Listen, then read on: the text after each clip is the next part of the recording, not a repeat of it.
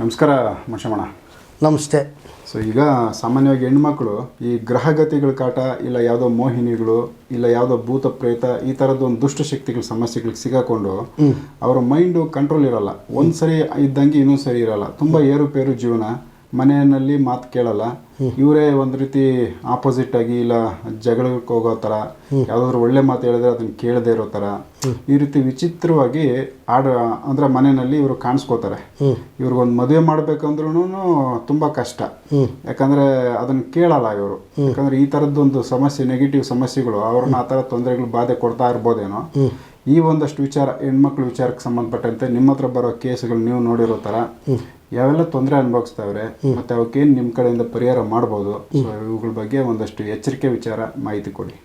ನಮಸ್ತೆ.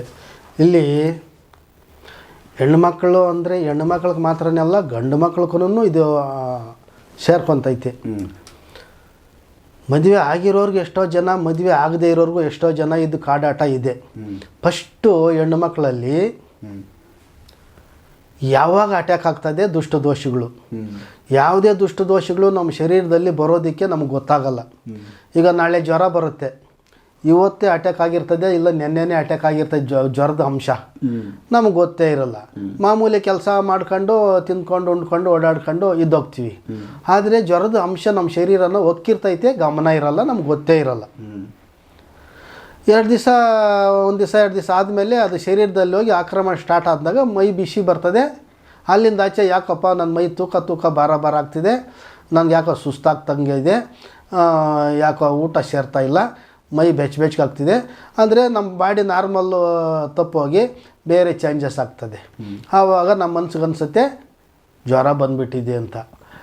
ಜ್ವರ, ಕೈಕಾಲು ನೋವು ಬಂದ್ಬಿಟ್ಟೈತೆ, ತಲೆನೋವು ಬಂದ್ಬಿಟ್ಟೈತೆ, ನೆಗಡಿ ಬಂದ್ಬಿಟ್ಟೈತೆ, ಅದ್ರ ರಿಲೇಷನ್ ಏನೇನಿದೆ ಎಲ್ಲ ತಂದ್ಕೊತೈತಿ ಹತ್ತಿರಕ್ಕೆ. ಆದರೆ ಅದು ಶರೀರ ಒಕ್ಕಿ ಒಂದು ದಿವಸ ಹಿಂದೆನೇ ಒಕ್ಕಿರ್ತೈತೆ. ನಮಗೆ ಗೊತ್ತಾಯ್ತಾ? ಗೊತ್ತಾಗಲಿಲ್ಲ. ಗೊತ್ತಾಗ್ದೇ ಶರೀರದ ಒಳಗಡೆ ಸೇರ್ಕೊಂತು. ಮಾಮೂಲಿ ಜ್ವರನೇ ಆಗಲಿ ಸೇರ್ಕೊಂತು, ನಮಗೇನು ಹೇಳಿ ಬಂತಾ ಗೊತ್ತಿಲ್ಲ, ನಮಗೆ ಏನು ಗೊತ್ತಾಗಲ್ಲ. ಅದೇ ರೀತಿಯೇ ದುಷ್ಟ ದೋಷಗಳ ಹಾವಳಿ ಯಾವ ರೀತಿ ಬರ್ತದೆ, ಯಾವಾಗ ಬರ್ತದೆ ಶರೀರಕ್ಕೆ? ನಮ್ಮ ಒಂದು ಅನುಭವದ ಪ್ರಕಾರ, ನಾವು ತಿಳ್ಕೊಂಡಿರ್ತಕ್ಕಂಥ ಅನುಭವದ ಪ್ರಕಾರ, ಹೆಣ್ಣುಮಕ್ಕಳಲ್ಲಿ ರಜಸ್ವಲೆ ಆಗೋಕ್ಕಿಂತ ಮುಂಚೆ ಬಾಲ್ಯಾವಸ್ಥೆಯಲ್ಲಿ ಬಾಲಮೋಹಿನಿಗಳಂತಿದ್ದಾವೆ. ಹೆಣ್ಣುಮಕ್ಳಿಗೂ ಅಷ್ಟೇ, ಗಂಡು ಮಕ್ಳಿಗೂ ಅಷ್ಟೇ ಬಾಲಮೋಹಿನಿ. ಅದಕ್ಕಿಂತ ಚಿಕ್ಕ ವಯಸ್ಸು 12 ವರ್ಷದ ಹಿಂದೆ ಹೋದರೆ ಬಾಲಗ್ರಹಗಳು, ಭೂಮಿ ಗ್ರಹಗಳು. ಸಣ್ಣ ಮಕ್ಕಳು ನೆಲದಲ್ಲಿ ಬಿದ್ದರೆ ಅವಕ್ಕೇನಾದರೂ ಒಂದು ಸಮಸ್ಯೆ ಆಗ್ತದೆ, ಅದನ್ನು ಭೂಮಿ ಗ್ರಹ ಅಂತ ಹೇಳ್ತೀವಿ. ಸ್ವಲ್ಪ ಏನಾದರೂ ಅಕಸ್ಮಾತ್ 3 ದಾರಿ ಕುಡಿರೋ ಜಾಗದಲ್ಲೂ ಎಲ್ಲೋ ಎತ್ಕೊಂಡು ಓಡಾಡ್ತು ಎಳೆ ಮಗುನ ಬಾಲಗ್ರಹ. 12 ವರ್ಷ ತನಕ, ಒಂದು ವರ್ಷದಿಂದ 12 ವರ್ಷ ತನಕ ಬಾಲಗ್ರಹಗಳಾಗ್ತದೆ. ಅದಕ್ಕಿಂತ ಸ್ವಲ್ಪ ಮೇಲು ಪಟ್ಟು ವಯಸ್ಸವ್ರಿಗೆ ಬಾಲಮೋಹಿನಿಗಳಾಗ್ತವೆ, ಗಂಡಸರಿಗೂ ಹೆಣ್ಣು ಮಕ್ಳಿಗೂ ಕೂಡ. ಆ ಒಂದು ಸ್ಟೇಜಿಗೆ ಬಂದಾದಮೇಲೆ ದೋಷಗಳು ಯಾವಾಗ ಆವರಿಸ್ತದೆ? ರಜಸ್ವಲೆ ಆದಾಗ ಹೆಣ್ಣುಮಕ್ಕಳಿಗೆ ಅದು ಹೂವು ಅರಳ್ದಂಗೆ. ಆ ಟೈಮ್ ಹೂವು ಅರಳಿದ್ರೆ ಯಾವ ರೀತಿ ನಮಗೆ ಪರಿಮಳ ಬರುತ್ತೋ, ದುಷ್ಟ ದೋಷಗಳಿಗೆ ಆ ಮೆನ್ಸಸ್ ಸಮಯದಲ್ಲಿ ಆ ಸ್ಮೆಲ್ಲು ಅನ್ನೋದು ಹಿಡಿತವೆ. ಸ್ಮೆಲ್ಲು ಅನ್ನೋದು ಹಿಡಿದಾಗ ಇವಾಗಿನ ಕಾಲ ಏನಾಗೋಗಿದೆ ಅಂದರೆ, ಮೊದಲು ರಜಸ್ವಲೆ ಆದಾಗ 5 ದಿವಸ ಆಚೆ ಕಳಿಸ್ತಾ ಇರಲಿಲ್ಲ. ಒಂದು ಕಡೆಯಲ್ಲೇ ಕೂರಿಸಿ ಅವ್ರ ಕೈಯಲ್ಲಿ ಕೆಲಸನೂ ಮಾಡಿಸ್ತಾ ಇರಲಿಲ್ಲ. ಒಂದು ಕಡೆ ಕೂರಿಸಿ ನೆಮ್ಮದಿಯಾಗಿ ಊಟ ತಿಂಡಿ, ಅವ್ರಿಗೆ ಬೇಕಾದ ಕೆಲಸ, ಇಷ್ಟ ಏನೋ ದನಗಳು ಕೊಟ್ಟಿಗೆನಲ್ಲಿ ಕಸನೋ ಇಲ್ಲ ಪಾತ್ರೆ ಗೀತ್ರೆ ಬೆಳಗೋದು ಏನೋ ಒಂದು ಆಚಿನ ಕೆಲಸ ಒಡಿಸ್ತಿದ್ರು. ಮನೆಯಿಂದ ಆಚೆ ಕಳಿಸ್ತಾ ಇರಲಿಲ್ಲ. ಈಗೇನಾಯಿತು? ಕಾಲ ಬದಲಾವಣೆ ಆಯಿತು. ಎಲ್ಲ ಒಂಟಿ ಸಂಸಾರ. ಮದುವೆ ಆದ ತಕ್ಷಣವೇ ಒಂಟಿ ಸಂಸಾರ ಮಾಡ್ಕೊತಾರೆ ಅವ್ರ ಅನುಕೂಲಕ್ಕೋಸ್ಕರ. ಈಗ ಅವರೇ ಮಾಡಬೇಕು, ಅವರೇ ತಿನ್ನಬೇಕು, ಅವರೇ ದುಡಿಬೇಕು, ಎಲ್ಲ ಅವರೇ ನೋಡ್ಕೋಬೇಕು. ಗಂಡ ಒಂದು ಸಂಪಾದನೆ ಮಾಡಿದರೆ ಹೆಣ್ಣೊಂದು ಸಂಪಾದನೆ ಮಾಡಬೇಕು. ಆ ಕಾಲ ಬಂದಿದೆ. ಈಗ ಗಂಡ ಮಾಡೋ ಸಂಪಾದನೆ ಸಾಲ್ತಾ ಇಲ್ಲ. ಆ ಥರ ಕನಿಷ್ಠ ಕಾಲವಾಗಿದೆ. ಎಲ್ಲ ರೇಟ್ಗಳು ಜಾಸ್ತಿ ಆಗಿದೆ, ದಿನನಿತ್ಯದ ವಸ್ತುಗಳು ಬೆಲೆಗಳು ಜಾಸ್ತಿ ಆಗಿದೆ, ಇಬ್ಬರು ದುಡಿದ್ರೂ ಜೀವನ ಕಷ್ಟ ಆಗ್ತಿದೆ. ಅನ್ನೋಂಥ ರೀತಿಯಲ್ಲಿ ರಜಸ್ವಲೆ ಆದಾಗ ಮನೆಯಲ್ಲಿ ಇರೋದಿಲ್ಲ, ಎಲ್ಲ ಕಡೆ ಅವರೇ ಇರ್ತಾರೆ, ಹೆಣ್ಣು ಮಕ್ಕಳೇ ಇರ್ತಾರೆ. ಸ್ನಾನ ಮಾಡಿದರೆ ತಲೆ ಬಾಚಿ ಜಡೆ ಕಟ್ಟಲ್ಲ, ಏನೂ ಇಲ್ಲ, ಗಾಳಿಗೆ ಅಲ್ಲಾಡ್ತಿರ್ತವೆ ಕೂದಲುಗಳು. ಆವಾಗ ದುಷ್ಟ ದೋಷಗಳು ಸೇರೋದಕ್ಕೆ ಆಸ್ಪದ ಆಗ್ತದೆ ಅಂತ ಹೇಳ್ತೀನಿ. ಇವರು ಯಾವಾಗ ಕಂಟ್ರೋಲಲ್ಲಿರಲ್ವೋ ಬರ್ತವೆ. ಏನಾದರೂ ಮನೆಗಳಲ್ಲಿ ಅವ್ರಿಗೆ ಪಾಸಿಟಿವ್ ಎನರ್ಜಿ ಅಥವಾ ಅವ್ರ ಶರೀರದಲ್ಲಿ ಪಾಸಿಟಿವ್ ಎನರ್ಜಿಗಳೇನಾದರೂ ಇದ್ದರೆ ಒಕ್ಕಲ್ಲ ಬೇಗ. ಮನೆಗಳೇನು ಪಾಸಿಟಿವ್ ಎನರ್ಜಿ ಇಲ್ಲ, ಅವರಲ್ಲೇನೂ ಪಾಸಿಟಿವ್ ಎನರ್ಜಿಗಳಿಲ್ಲ, ಅವ್ರ ದೇವ್ರ ಪೂಜೆಗಳು ಒಳ್ಳೆಯ ಒಂದು ಮನಸ್ಥಿತಿಗಳು ಇರೋದಿಲ್ಲ. ಅಂಥವ್ರಿಗೆ ಆರಾಮಾಗಿ ಸೇರ್ಕೊಂಡಾದಮೇಲೆ ಇವರೇ ದೆವ್ವ, ಇವರೇ ಭೂತ, ಇವರೇ ಪ್ರೇತ, ಇವರೇ ಪಿಶಾಚಿ ಮನೆಯಲ್ಲಿ. ಗಂಡನಿಗೆ ಕೊಡ್ತಾರೆ ಹಿಂಸೆ, ಮಾತಾಡೋಂಗಿಲ್ಲ ಅವನು. ನಿಂಗೇನು ಗೊತ್ತು, ಕೂತ್ಕೊಳ್ಳಿ. ಗಂಡ ಕೂತ್ಕೊಳ್ಳಲಿಲ್ಲ ಅಂದರೆ ರಾತ್ರಿ ಊಟ ಇಲ್ಲ ಅಡುಗೆ ಮಾಡಿದರೆ ಉಪ್ಪು ಜಾಸ್ತಿ ಖಾರ ಜಾಸ್ತಿ ಏನೋ ಒಂದು ಆಗಿರ್ತದೆ. ಇಲ್ಲ ಹೆಚ್ಚಾಗಿ ಮಾತಾಡ್ತಾ ತವ್ರ ಮನೆ ರೈಟು ಹೋಗಿ ಗಂತೆ ಬಂತೆ ಎತ್ಕೊಂಡು ಹೊಟ್ಟೋಗ್ತಾಳೆ, ಹೊಡಿಬೇಕು ಸಲಾಮು. ಅಲ್ಲೋಗಿ ಒಂದು ಕಜ್ನಾರ್ಗಳಿರ್ತಾಳೆ, ಅವ್ರ ದೊಣ್ಣೆಗಳು ಎತ್ಕೊಂಡು ರೆಡಿಯಾಗಿರ್ತಾರೆ, ಇವನು ಹೋಗ್ತಾನೆ ಹೆಂಗೋ ಹೊಡೆದು ಕಳ್ಸೋದು. ಇದು ಯಾಕಂದರೆ ಅವ್ರ ಮನಸ್ಥಿತಿ ಕೆಟ್ಟೋಗಿರ್ತದೆ. ಆ ಹೆಣ್ಮಗಳದು ಯಾವುದೋ ಒಂದು ದೋಷ ಸೇರ್ಕೊಳ್ತದೆ. ಆ ಹೆಣ್ಮಗಳದಲ್ಲ ಅಲ್ಲಿ ತಪ್ಪು, ಹೆಣ್ಮಗಳದ್ದು ತಪ್ಪು ಅಂತಲ್ಲ ನಾನು ಹೇಳ್ತಿರೋದು, ಅರ್ಥ ಮಾಡ್ಕೋಬೇಕು. ಒಂದು ಯಾವುದೋ ಒಂದು ದೋಷ, ಯಕ್ಷಿಣಿ ಆಗ್ಬೋದು, ಗ್ರಹಗಳಾಗ್ಬೋದು. ಗ್ರಹಗಳಂದರೆ ಅಷ್ಟಗ್ರಹಗಳು, ನವಮೋಹಿನಿಗಳು. ಈ ದುಷ್ಟಗ್ರಹಗಳಿಗೆ ಲೆಕ್ಕ ಇಲ್ಲ. ಯಾವುದೋ ಒಂದು ಶರೀರ ಒಕ್ತು ಅಂದರೆ, ಈಗ ಜ್ವರ ಬಂದಾಗ ನಮ್ಗೆ ಹೆಂಗೆ ಗೊತ್ತಾಗಲ್ವಾ, 2ನೇ ದಿನ 3ನೇ ದಿನ ಹಿಂದೆನೇ ಬಂದಾಗ, ಹಾಗೆ ಆ ವರ್ಷದ ಮೇಲೆ ಗೊತ್ತಾಗತ್ತೆ. ಆ ವರ್ಷಕ್ಕಿಂತ ಮುಂಚೆ ಶರೀರದಲ್ಲಿ ಹೋಗಿದೆ ಅದು ಅಂತ ಗೊತ್ತೇ ಆಗಲ್ಲ. ಅದರ ಪ್ರಭಾವ ಅದು ಸ್ಟಾರ್ಟ್ ಆದಮೇಲೆ ಬಾಡಿನಲ್ಲಿ ಮನೆ ಮಾಡ್ಕೊಂಡು ಇವ್ರ ಮನಸ್ಸಿಗೆ ಕೂಡ ಅರ್ಥ ಆಗಲ್ಲ. ಪಕ್ಕದಲ್ಲಿರೋರು ಗೊತ್ತಾಗತ್ತೆ, ಏನು ಹಿಂಗಾಡ್ತಾಳೆ ಅಮ್ಮ, ಏನು ಈ ಮಗು ಹಿಂಗಾಡ್ತದೆ. ಕೆಲವ್ರು ಮದುವೆನೇ ಆಗಿರಲ್ಲ, ವಿಚಿತ್ರವಾಗಿ ಆಡ್ತಾರೆ, ಯಾರ ಮಾತು ಕೇಳಲ್ಲ. ನೀವು ಹೇಳ್ದಂಗೆ ಅವ್ರೇನು ಮಾರ್ಕ್ ಮಾಡ್ಕೊತಾರೆ ಮನಸ್ಸಲ್ಲಿ ಅದೇ ನಡಿಬೇಕು. ತಂದೆ ಎಲ್ಲೋ ತಾಯಿ ಎಲ್ಲೋ, ಹೋಗತ್ತ. ತಂದೆಗೂ ಬೆಲೆ ಇಲ್ಲ, ತಾಯಿಗೂ ಬೆಲೆ ಇಲ್ಲ, ಯಾರಿಗೂ ಬೆಲೆ ಇಲ್ಲ. ಅವರು ಅಂದ್ಕೊಂಡಿದ್ದು ನಡಿಬೇಕು. ಅದು ಕೆಟ್ಟದ್ದೋ ಒಳ್ಳೆಯದೋ, ಅವ್ರು ಹಾಳಾಗ್ತಾರೋ ಚೆನ್ನಾಗಿರ್ತಾರೋ, ಅದು ಅವ್ರ ಮುಖನಂತೆ ನಡಿಬೇಕಂದ್ರೆ ಅವರು ಒಳಗಡೆ ಇರ್ತಕ್ಕಂಥ ದೋಷ ಅವ್ರ ಮನಸ್ಸಲ್ಲಿ ಆಕ್ರಮಣ ಮಾಡ್ತಿರ್ತದೆ, ಆ ಥರ ಆಡಿಸ್ತಿರ್ತದೆ. ಇದು ಯಾರಿಗೂ ಅರ್ಥ ಆಗಲ್ಲ.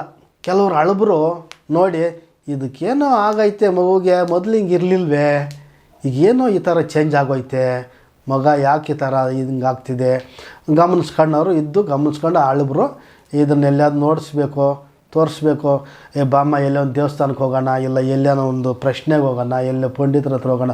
ಏನಕ್ಕೆ, ನನಗೇನಾಗಿದೆ, ನಾನು ಕರೆಕ್ಟಾಗಿದ್ದೀನಿ, ನಾನು ಒರಿಜಿನಲ್ ಆಗಿದ್ದೀನಿ, ನನ್ನ ಮನಸ್ಥಿತಿ ಕರೆಕ್ಟಾಗೇ ಇದೆ, ನಾನು ಕರೆಕ್ಟಾಗೇ ಇದ್ದೀನಿ, ನನಗೇನು ಆಗಿಲ್ಲ, ನಿನಗೇನು ಆಗಿದೆ, ನೀನು ನೋಡ್ಸ್ಕೋಗು. ಎಲ್ಲಿ ಇವ್ರಿಗೆ ಪರಿಹಾರ ಕೊಡೋದು, ಉದ್ಧಾರವಾಗಲ್ಲ. ಏನನ್ನು ಮಾತಾಡಿದ್ರೆ ಪಿ ಜಿಗೆ ಹೋಗ್ತಾರೆ, ಇಲ್ಲ ಒಂದು ಸಿಂಗಲ್ ರೂಮ್ ಮಾಡ್ಕೊತಾರೆ, ಯಾವುದೋ ಒಂದು ಕೆಲಸ ನೋಡ್ಕೊತಾರೆ, ಎಲ್ಲ ನನ್ನ ಬಾಕ್ ಸತ್ತೋದ್ರು ಅಂತ ಅಂತಾರೆ. ಇವ್ರಿಗೆ ಮುಕ್ತಿನೇ ಇಲ್ಲ. ಈ ಥರ ಪರಿಸ್ಥಿತಿಗಳು. ಈ ಹೆಣ್ಮಕ್ಳು ತಲೆ ಸ್ನಾನ ಮಾಡಿದಾಗ ಏನು ಪ್ರೊಟೆಕ್ಟ್ ಅಂತ ಇಟ್ಕೊಳ್ಳಲ್ಲ. ಆ ಪ್ರೊಟೆಕ್ಟ್ ಆದ್ರೂ ದೋಷ ಬಂದಿರೋರಿಗೆ ಅವ್ರು ಏನು ಮಾಡ್ಕೊಳ್ಳೋಕ್ಕಾಗಲ್ಲ. ಗುರುಗಳ ಹತ್ರ ಬರಬೇಕು, ನೋಡಿಸ್ಕೋಬೇಕು, ಸರಿ ಮಾಡಿಸ್ಕೋಬೇಕು. ಮದುವೆ ಆಗಿರೋರು ಅಷ್ಟೇ, ಆಗದೆ ಇರೋರು ಅಷ್ಟೇ. ಈ ಥರ ಸಮಸ್ಯೆಗಳಿಗೆ ಸಿಕ್ಕಾಗ ಸುಮಾರು ಸಮಸ್ಯೆಗಳಲ್ಲಿರ್ತದೆ. ಸಮಸ್ಯೆಗಳೆಲ್ಲ ಹೇಳ್ತಾ ಹೋದರೆ ನಮ್ಗೆ ಟೈಮ್ ಸಾಕಾಗಲ್ಲ, ಅಷ್ಟು ಸಮಸ್ಯೆಗಳು. ಅಂದರೆ ಸೂಕ್ಷ್ಮವಾಗಿ ಅರ್ಥ ಮಾಡ್ಕೋಬೇಕಂದ್ರೆ ಮೊದಲಿಗಿಂತ ಈಗ ಹಠಮಾರಿತನ, ವಿಪರೀತ ಕೋಪ, ಇಲ್ಲ ವಿಪರೀತ ಮಂಕು, ಅಥವಾ ಯಾವಾಗ ಮನೆಯಲ್ಲೇ ಸೇರ್ಕೊಳ್ಳೋದು, ಅಥವಾ ಏನೋ ಚೇಷ್ಟೆಗಳು ಮಾಡೋದು, ಮನೆಯವ್ರಿಗೆ ಗೊತ್ತಾಗುತ್ತದೆ ಯಾಕೆ ಈ ಥರ ಚೇಂಜಸ್ಸು ಅಂತ. ಆವಾಗ ಚೇಂಜಸ್ ಆದರೆ ಅವ್ರಿಗೆ 100% ಯಾವುದೋ ಸೇರ್ಕೊಂಡಿದೆ. ಸೇರ್ಕೊಳ್ಳೋಕ್ಕಿಂತ ಮುಂಚೆ ಮುನ್ನೆಚ್ಚರಿಕೆ ಕೊಡ್ತೀನಿ ನಮ್ಮ ಹೆಣ್ಮಕ್ಳಿಗೆ. ಈ ಎಪಿಸೋಡ್ ಕಡೆಯಿಂದ ಮದುವೆ ಮುಂಜಿಗಳಲ್ಲಿ ತಪ್ಪದೆ ಕೆಂಪು ನೀರು, ಕಿಸರು ನೀರು ಅಂತ ಮಾಡ್ತೀರಾ. ಏನಕ್ಕೆ ಮಾಡ್ತೀರಾ ಅಂತ ಅದ್ರ ಅರ್ಥ ನಿಮ್ಗೆ ಗೊತ್ತಿಲ್ಲ. ಎಷ್ಟೋ ಜನಕ್ಕೆ ಅದ್ರ ಅರ್ಥನೇ ಗೊತ್ತಿಲ್ಲ. ಏನೋ ಕಿಸರು ನೀರು ಮಾಡ್ತಾರೆ ಅಷ್ಟೇ. ಆ ಕಿಸರು ನೀರಲ್ಲಿ ಎಷ್ಟು ಮರ್ಮ ಇದೆ, ಶಕ್ತಿ ಇದೆ ಅಂತ ತಿಳಿಸ್ಕೊಡೋಣ. ಹಚ್ಚ ಅರಿಶಿಣ, ಕೊಂಬು ಅರ್ದಿದ್ದ ಅರಿಶಿಣ, ಅದರಲ್ಲಿ ಸುಣ್ಣ ಹಾಕಿದ್ರೆ ಆ ಅರಿಶಿಣ ಬಣ್ಣ ಹೋಗಿ ಕೆಂಪು ಬಣ್ಣಕ್ಕೆ ಪರಿವರ್ತನೆ ಆಗ್ತದೆ. ಆ ಕೆಂಪು ಬಣ್ಣನೇ ಸೂರ್ಯನ ಸಂಕೇತ. ಸೂರ್ಯ ಮಂಜಿನ ಯಾವ ರೀತಿ ಕರಗಿಸ್ತಾನೋ ದುಷ್ಟ ದೋಷವನ್ನು ಕೂಡ ಆ ನೀರಲ್ಲಿರ್ತಕ್ಕಂಥ ಶಕ್ತಿ ದೂರ ಮಾಡ್ತದೆ. ಅಂದರೆ ಬರೋದನ್ನ ತಡೆಗಟ್ತದೆ. ಹೆಣ್ಣು ಗಂಡಿಗೆ ಕಿಸಿರು ನೀರು ಇಳಿಸಿ, ಆ ಕಿಸಿರು ನೀರಲ್ಲಿ ಅರಿಶಿಣನೂ ಸುಣ್ಣ ನೀರಿರ್ತದೆ, ಇಷ್ಟೇ ಇರೋದು. ಅದು ಕೆಂಪು ಬಣ್ಣಕ್ಕೆ ಪರಿವರ್ತನೆ ಆದಾಗ ಇಳಿ ತೆಗೆದು ಎಡಗೈಯಲ್ಲಿ ಅದ್ದಿ ಹಣೆಗಿಡ್ತಾರೆ. ಹಣೆಗಿಟ್ಟಾಗ ಏನಾಗುತ್ತೆ, ಅರಿಶಿನ ಹಚ್ಕೊಂಡು ನೋಡಿದಾಗ ಹಚ್ಕೊಂಡವ್ರಿಗೆ ಗೊತ್ತಾಗುತ್ತೆ. ಅರಿಶಿನ ಹಚ್ಕೊಂಡ್ರೆ ಸುಮಾರು ದಿನ ಬಣ್ಣ ಹೋಗಲ್ಲ. ಅರಿಶಿನ ಮೈ ಒಳಗಡೆ ಕುಡ್ಕೊತೈತೆ ಅರಿಶಿನ. ಈ ಅರಿಶಿನ ನೀರು ಅಷ್ಟೇ, ಕಿಸರು ನೀರು ಅಷ್ಟೇ ಬೊಟ್ಟಿಟ್ಕೊಂಡ್ರೆ ಸುಮಾರು ಒಂದು ವಾರನಾದರೂ ಅದ್ರ ಪವರ್ ಇರ್ತದೆ. ಕಿಸರು ನೀರು ಬೊಟ್ಟಿಟ್ಕೊಂಡ್ರೆ ನಿಮ್ಗೆ ಯಾವ ದೋಷನೂ ಬರೋಲ್ಲ. ಅಯ್ಯೋ ನಾವು ರಜಸ್ವಲೆ ಆದಾಗ ಕುಂಕುಮ ಅರಿಶಿನ ಮುಟ್ಟಬಾರ್ದು. ನಾವು ಹೆಂಗೆ ಅದನ್ನು ಮುಟ್ಟೋದಂದರೆ ಅದು ಅರಿಶಿನ ಅಲ್ಲ, ಅರಿಶಿನಕ್ಕೆ ಸುಣ್ಣ ಬಿದ್ದಿರ್ತೈತೆ, ಕಿಸರು ನೀರಾಗಿ ಪರಿವರ್ತನೆ ಆಗಿರ್ತೈತೆ. ರಜಸ್ವಲೆ ಆದಾಗ ಕೂಡ ಬಟ್ ಇಟ್ಕೋಬೋದು. ಆ ಥರ ಅದನ್ನು ನಾವು ನಿಮಗೆ ಅನುಕೂಲ, ಯಾವುದೇ ದೋಷಗಳು ಅರಳದೇ ಇರಲಿ, ಅಟ್ಯಾಕ್ ಆಗದೇ ಇರಲಿ ಅನ್ನೋ ನಿಟ್ಟಲ್ಲಿ ಇದು. ಅಟ್ಯಾಕ್ ಆಗಿದೆ, ಚೇಂಜಸ್ ಆಗಿದೆ ವ್ಯಕ್ತಿತ್ವದಲ್ಲಿ ಚೇಂಜಸ್ ಆಗಿದೆ ಅಂದರೆ ಅವರಿಗೆ ಎಲ್ಲ ರೀತಿ ಕಾಯಿಲೆ, ಕಸಾಲೆಗಳು, ಮಾನಸಿಕ ಸಮಸ್ಯೆಗಳು ಎಲ್ಲ ರೀತಿಯಲ್ಲಿನೂ ಅವ್ರು ಚೇಂಜಸ್ ಇರ್ತಾರೆ. ಅಂಥವ್ರಿಗೆ ಪಂಡಿತರ ಸಹಾಯ ಬೇಕಾಗುತ್ತೆ ಅಂತ ಹೇಳ್ತಾ ಈ ಎಪಿಸೋಡನ್ನು ಮುಗಿಸ್ಕೊಡ್ತಾ ಇದ್ದೀನಿ.